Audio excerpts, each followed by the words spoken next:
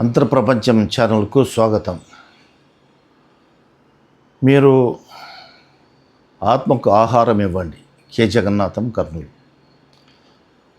మీరు శరీరానికి ఆహారం ఇస్తున్నారు, మీ ఇంట్లో వాళ్ళకి ఆహారం సమకూరుస్తున్నారు, మీ ఇంట్లో జంతువులు పక్షులు ఏమైనా పెంపుడు జంతువులు వాటికి ఆహారం ఇస్తున్నారు. కానీ మీరు మీకు ఆహారం ఇచ్చుకోవడం లేదు, మీ ఆత్మకు ఆహారం ఇచ్చుకోవడం లేదు. మీ ఆత్మకు మీరు ఎప్పుడైతే ఆహారం ఇచ్చుకుంటారో మీరు ఆత్మని అంగీకరించలేకపోతే కనీసం మనస్సుని అంగీకరించండి. ఆత్మ ఉందా లేదని అనుమానం వస్తే అని పక్కకు పెట్టేసేయండి. ఆ డౌట్స్ అన్ని ఆ చర్చలోకి పోవద్దు. మీ మనస్సుకు లేదా మీ ఆత్మకు ఆహారం ఇవ్వాలా? మీ శరీరానికి ప్రతిరోజు ఆహారం ఎంత అవసరమో మీరు శరీరాన్ని పరిశుభ్రం చేసుకొని, పౌడర్ వేసుకొని, సెంట్ వేసుకొని, లేదా ఇంకేదైనా వేసుకొని, మంచి గుడ్డలు వేసుకొని ఎంత సౌందర్యంగా, నగిషీగా, కళకళలాడే విధంగా, 10 మంది మెచ్చుకునే విధంగా, శుభకార్యానికి ఒక ఫంక్షన్ పోతే నిగనిగలాడే విధంగా ఏ విధంగా అయితే మీరు తయారవుతారో ఈ భౌతిక శరీరాన్ని, మీ ఆత్మకు కూడా ప్రతిరోజు ఆహారం ఇవ్వాలి.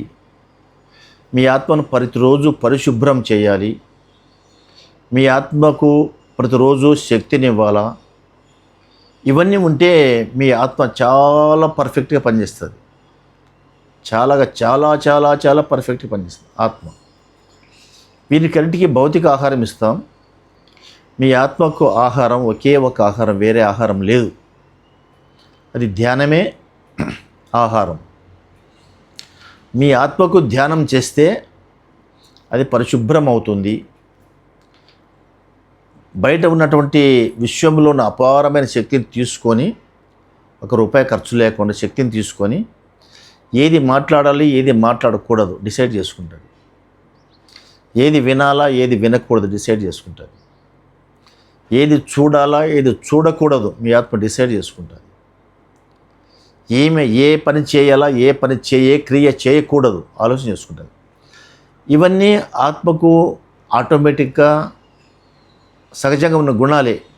కానీ మీరు ఆత్మకు ఆహారం ఇవ్వలేదు కాబట్టి సక్రమంగా పని చేయడం లేదు. మీ శరీరానికి ఎప్పుడైతే సక్రమంగా ఆహారం ఇవ్వకుంటే, పౌష్టికాహారం సక్రమంగా పూటలు ఇవ్వకుంటే ఏ విధంగా అయితే నీరసపడి, డీలాబడి, డల్ అయి, బలహీనంగా, నిత్రాణంగా ఉంటుందో ఈ శరీరం, అదేవిధంగా మీ ఆత్మకు కూడా సరైన ఆహారం ఇవ్వకుంటే సక్రమంగా పని చేయదు. ఇది 100% భాగాలు కరెక్ట్.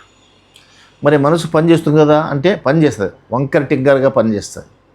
అపశృతులు మాట్లాడుతుంది, అపశృతులు వింటుంది, అపశృతులు చూస్తుంది, తినకూడని తింటుంది, తాగరాని ఆల్కహాల్ తాగేస్తుంది. హింస వైపు పోతుంది మనస్సు. సరైన డెసిషన్ తీసుకోదు, సరైన మార్గం ఆలోచన చేయదు, సరైన రిలేషన్షిప్ పెట్టుకోదు నీ ఆత్మ. ఎప్పుడైతే నీ ఆత్మకు సక్రమంగా ఆహారం ఇచ్చావో, నీ శరీరం ఏ విధంగా అయితే సక్రమంగా, పరిపుష్టిగా, శక్తివంతంగా, ఫుల్ ఎనర్జీగా పనిచేస్తుందో నీ ఆత్మకు కూడా ఎనర్జీ, ధ్యానం. వేరే మార్గం లేదు. వేరే హాస్పిటల్లోనే మీ ఆత్మకు ఆహారం ఇచ్చే ఇంజక్షన్ లేవు. మీ ఆత్మకు ఆహారం ఇచ్చే డాక్టర్ లేడు. మీ ఆత్మకు ట్యాబ్లెట్స్ ఇచ్చేటివి దవాఖానా లేదు. మీ ఆత్మకు ఆహారం ధ్యానం తప్ప వేరేది లేదు. మీరు చేసి చూడండి. 1 నెల రోజుల పాటు, 2 నెలల పాటు, 3 నెలల పాటు వరుసగా 3 పూట్ల ఉదయం గంట, మధ్యాహ్నం సాయంత్రం ధ్యానం చేస్తూ ఉన్నాడు సంగీతం పెట్టుకొని. అద్భుతంగా తయారవుతారు. అనవసరమైన మాటలు నోటి నుంచి రావు, వేస్టేజ్ రావు. నీ శక్తి కోల్పోవు. కాబట్టి నీ శక్తిని ఎట్లా ఆటోమేటిక్గా నీ ఆత్మ నీ శక్తిని వేస్ట్ కాకుండా చూసుకుంటుంది. నీ శరీరం ఏదైతే అవసరం లేని ప్రయాణము, అవసరం లేని దానికి ఏ విధంగా అయితే పోదో, లేకపోతే అలసట అయితే కూర్చుంటుందో, నీ ఆత్మ కూడా అవసరం లేని విషయాలకు అనవసరంగా తల దూర్చదు. నీ గ్యారంటీగా 100%. దానికి తెలుసు.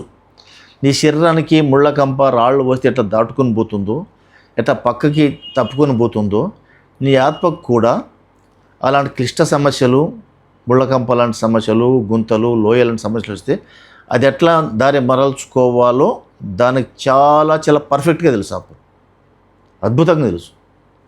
ఏం మాట్లాడాలో, ఏం మాట్లాడకూడదు.